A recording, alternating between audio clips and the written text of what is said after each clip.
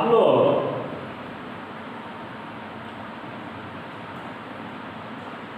To 2021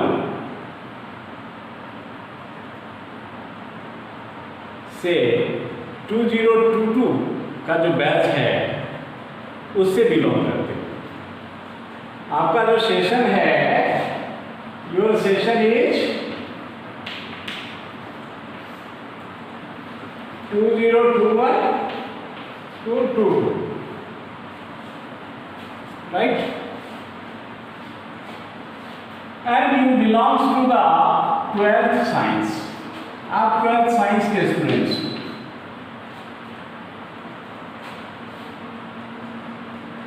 In this session, we have to study the syllabus that the students of previous session studied. मतलब आपका session का जो syllabus है वो previous session means 2021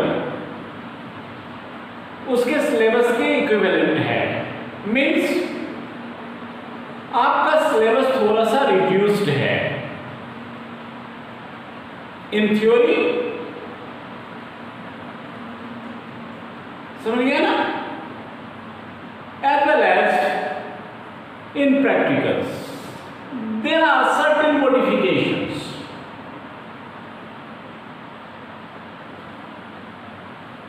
theory और practicals दोनों दो पार्ट में कंप्लीट होंगे।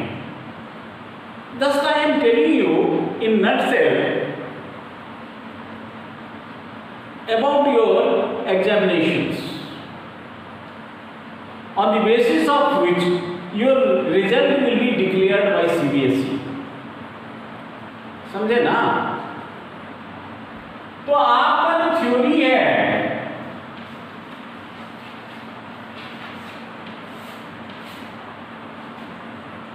इसके एग्जामिनेशन दो पार्ट में होंगे, प्रैक्टिकल्स भी दो पार्ट में होंगे, थ्योरी एंड प्रैक्टिकल्स।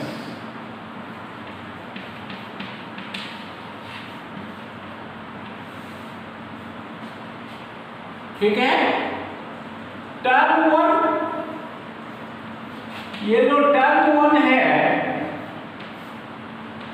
थ्योरी भी टर्म 1 का होगा और प्रैक्टिकल भी टर्म 1 का होगा।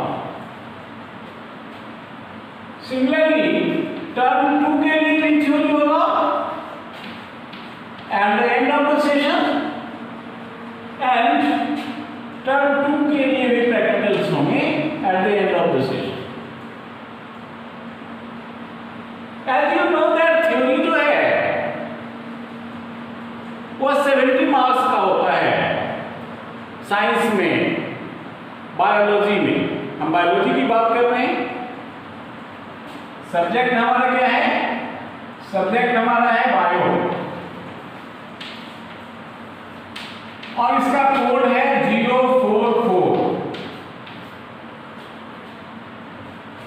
तो जो बायो के लिए एप्लीकेबल है that will be applicable for physics and chemistry also, but the syllabus will be different as per the subject. Theory 70 marks के होते हैं, उसमें से 35 मार्क्स के थ्योरी आपके फर्स्ट पार्ट में होंगे, फर्स्ट टर्म में होंगे, एंड 35 मार्क्स जो है वह सेकेंड टर्म में होंगे। सेकेंड टर्म जो है that is based on board exam होगा, समझे? अब वो कंडीशन पर डिपेंड करेगा कि मल्टीपल चॉइस क्वेश्चन होंगे या नॉर्मल क्वेश्चन होंगे। It depends upon the conditions. ठीक है, ये जो एग्जाम है first term it is school based,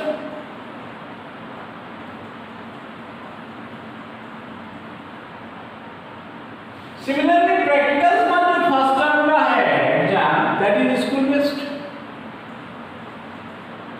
ठीक है। एंड दिस एग्जाम जो है सेकंड टर्म वाला जो प्रैक्टिकल्स है ये भी तो स्कूल में ही होंगे, but there may come certain directions from CBSE regarding the conduct of this practical. Is it clear? यदि फर्स्ट टर्म के थ्योरी की बात करें तो उसमें जो 6th यूनिट है, मींस क्लास 12th का पहला यूनिट जिसको आप समझते हो, रिप्रोडक्शन से रिलेटेड जो यूनिट है उसके 3 चैप्टर्स आएंगे। इन फर्स्ट टर्म में क्या क्या आएगा? 3 chapters related to the 6th unit, that is reproduction in flowering plants, human reproduction and reproductive health। ठीक है, तो वह जो होगा उसका एस्टिमेटिंग होगा 15 मार्क्स का। फर्स्ट टर्म में जो 3 चैप्टर्स मैंने अभी कहा उससे आएंगे 15 मार्क्स। एंड नेक्स्ट जो यूनिट है उसमें 3 चैप्टर्स हैं, उसमें से 2 चैप्टर आएंगे।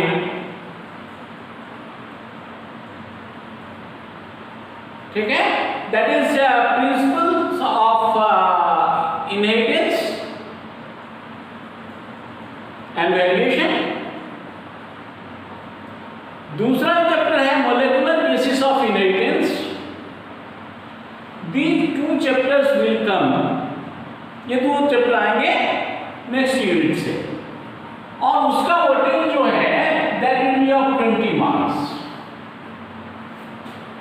सो 20 plus 15 there will be 35 marks theory paper. ठीक है, जो नवंबर के आसपास होगा, नवंबर दिसंबर में, after the autumn break। So this first term will be completed at the school level, right? Second term भी term 2 जो है वह भी 35 मार्क्स का होगा। term 2 भी 35 मार्क्स का होगा। जो नेक्स्ट यूनिट है that is biology in human welfare।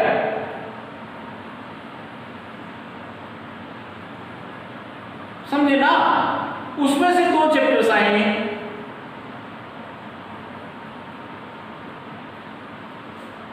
Strategy जो है for enhancement of food production उसको हटा दिया गया है। Strategy for enhancement of food production हट गया है। बाकी जो 2 चैप्टर्स हैं that is microbes in human welfare and human health and diseases, वह सिलेबस में रखा गया है। समझे? तो जो नेक्स्ट यूनिट है जिसको आप 12th में 3rd यूनिट मानते हो, मीन्स जो 8th यूनिट है, तो 8th यूनिट से 2 चैप्टर है, microbes in human welfare and human health and diseases.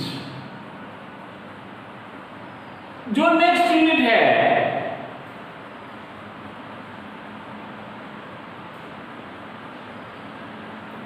Biotechnology का, उसमें 2 ही चैप्टर्स है और दोनों चैप्टर आने हैं।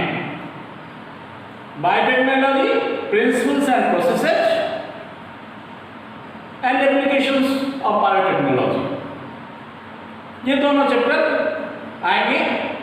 जो लास्ट यूनिट है जिसमें 4 चैप्टर है, उसमें से 2 यूनिट आएंगे, organisms and populations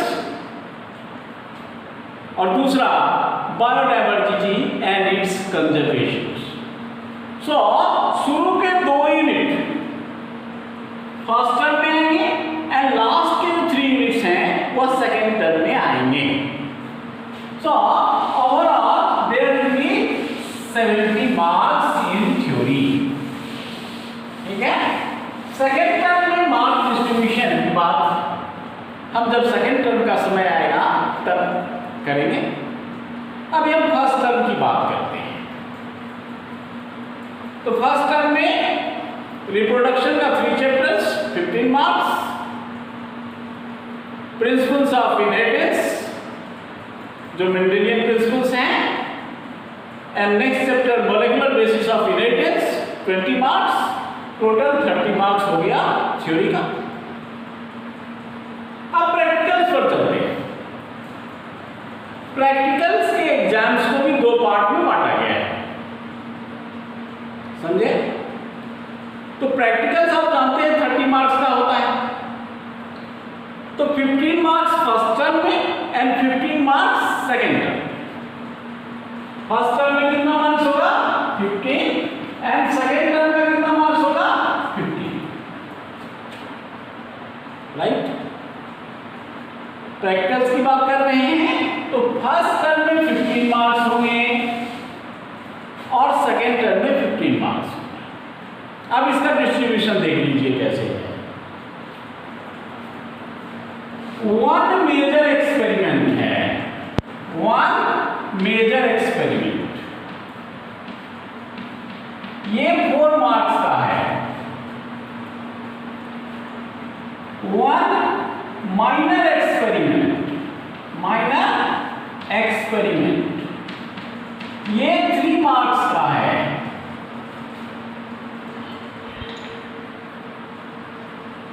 1 major experiment 4 marks का, 1 माइनर एक्सपेरिमेंट 3 मार्क्स का। मेजर एक्सपेरिमेंट जो है that is isolation of DNA from given plant material, जैसे स्पिनाच है या मटर का सीड है, तो हमको डीएनए को आइसोलेट करना है। डीएनए पढ़े हैं ना, क्रोमोसोम में डीएनए होता है, तो we have to isolate DNA from given plant material. That is the major experiment for term 1 having 4 marks, and 1 minor experiment, ठीक है, that is to prepare slide showing pollen germination। Pollen germination जो है, pollen grain होता है ना, उसके germination का study करना है by means of slide preparation. आपको स्लाइड बनानी है and I think we have conducted this practical, means आपका ये प्रैक्टिकल हो चुका है, राइट? तो 1 माइनर एक्सपेरिमेंट समझ गए, 4 marks major, 3 marks minor. Now अब क्या होगा, जो थर्ड क्वेश्चन होगा that is based on spottings. Spotting का मतलब हुआ है कि कुछ आपको दिया रहेगा, मान लो एक चार्ट दे दिया बेस्ड ऑन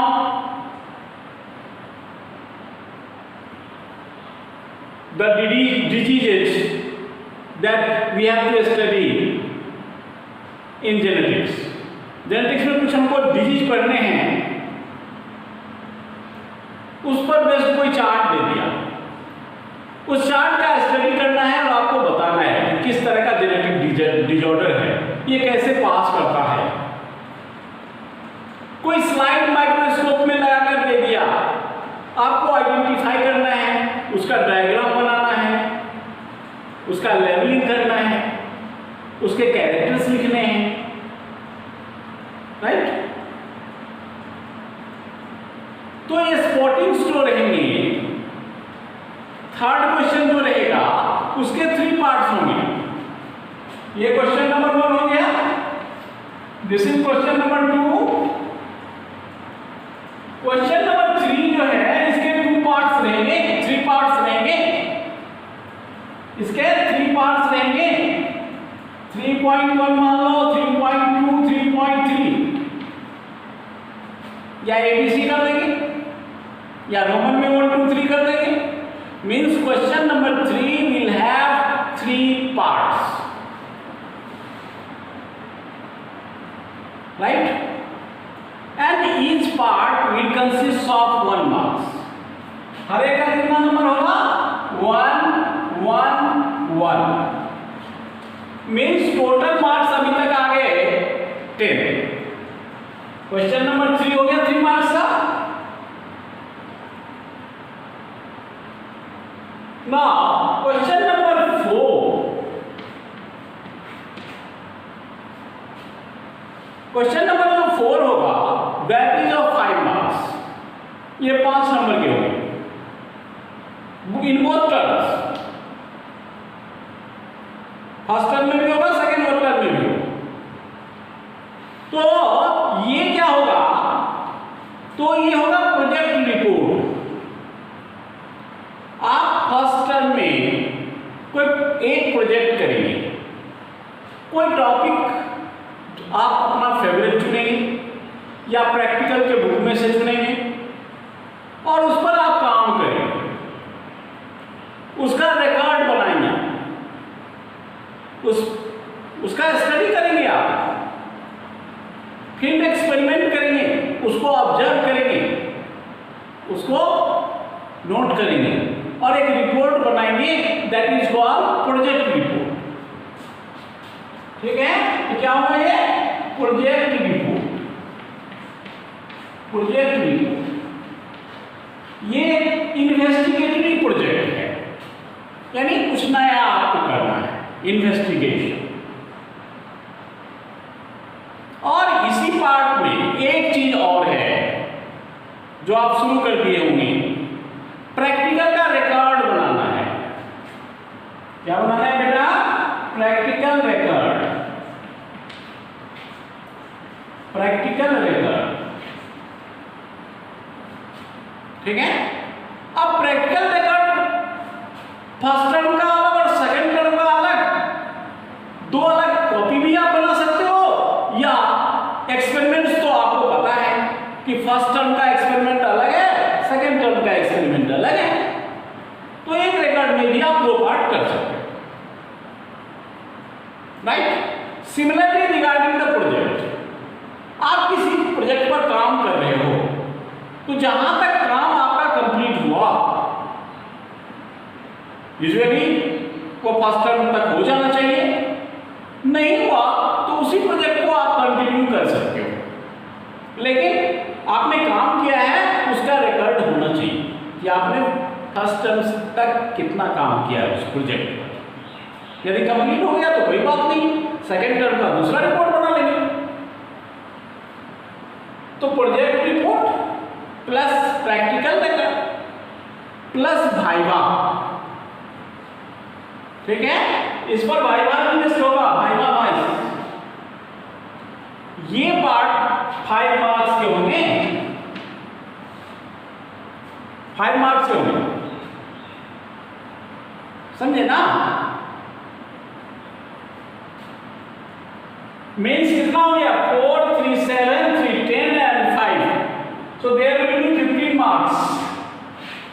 प्रैक्टिकल का हो गया 15 मार्क्स फर्स्ट टर्म में, सिमिलरली सेकेंड टर्म में भी होगा यही।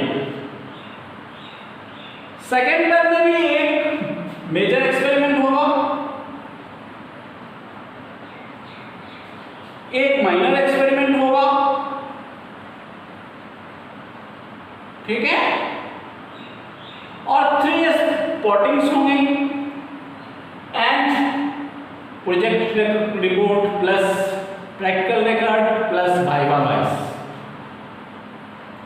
So this is the distribution of marks of theory and practicals for this session, not for other session, till any new circular comes from CBSE. So this opportunity is only for you people, right? तो आप समझ गए होंगे कि आपका syllabus किस तरह है, डिस्ट्रीब्यूटेड है, आसान किया गया है आपके लिए, मेहनत करनी है और अच्छे नंबर आपको लाने हैं, घबराना बिल्कुल नहीं।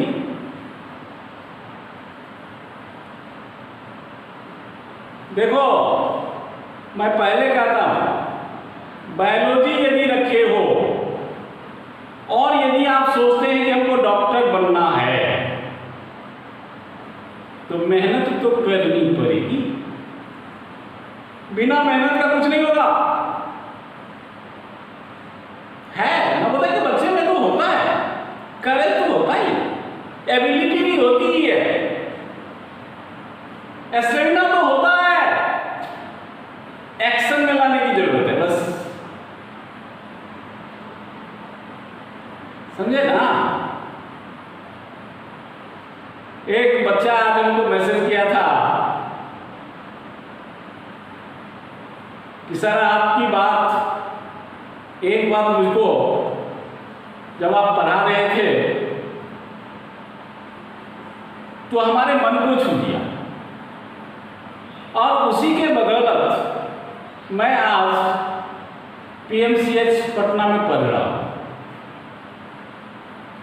और वो बात क्या थी, यही कि कर सकते हो यदि मेहनत तब तो डॉक्टर का सपना देखो, मेहनत नहीं कर सकते हो तो फिर इस फील्ड में आना उतना आसान नहीं है, बिकॉज आप जानते हैं ना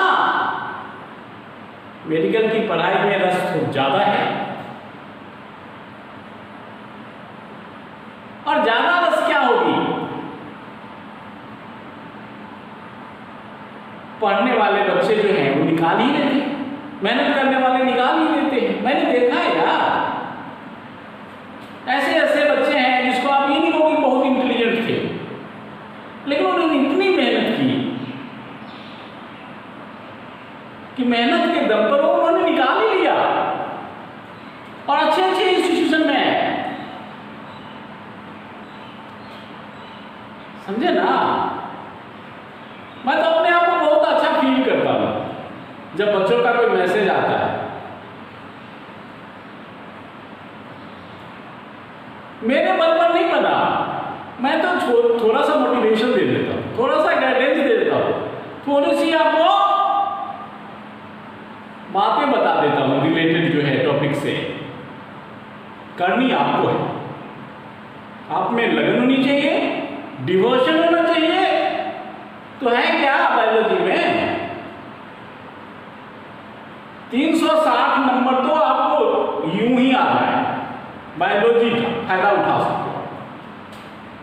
360 मान लो 2-4 नंबर छूट भी गए, एक तो गलत भी हो गया तो 350 तो आ जाएगा।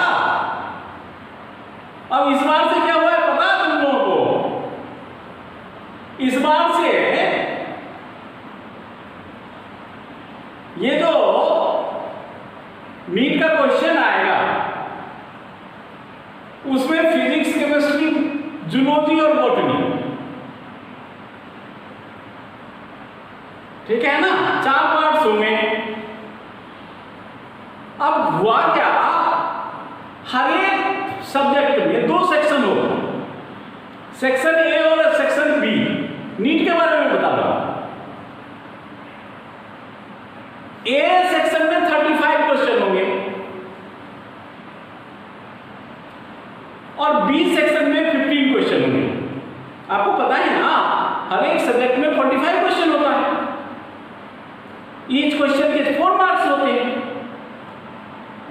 नेगेटिव जाएगा, माइनस जाएगा, यदि आप गलत करोगे तो पर क्वेश्चन 1 मार्क्स डिडक्ट होंगे। 35 क्वेश्चंस एक सेक्शन में होगा जिसमें आपको 35 का आंसर देना है, और 15 क्वेश्चन जो 20 सेक्शंस में होंगे, 20 सेक्शन में होंगे, उस 15 में से आपको 10 का आंसर देना है, यानी 5 क्वेश्चन एक्स्ट्रा हो गया। 20 सेक्शन में से आपको 5 क्वेश्चन छोड़ना ही छोड़ना है। In all the 4 parts means 20 questions extra रहेंगे। तो आप बताओ, नवोदय के बच्चे 360 के ऊपर लाएंगे कि नहीं लाएंगे? लाएंगे। तो 360 यदि बायोलॉजी में आ गया तो फिजिक्स केमिस्ट्री में थोड़ा कम भी आ जाएगा, तो अच्छे कॉलेज मिल जाए। और बायोलॉजी में एनसीईआरटी आपको पढ़ना है, बस एनसीईआरटी पढ़नी है, उससे अच्छी कोई बुक नहीं है नीट के लिए, but it must be commanded. ठीक है, चलिए फिर बात करते हैं कभी।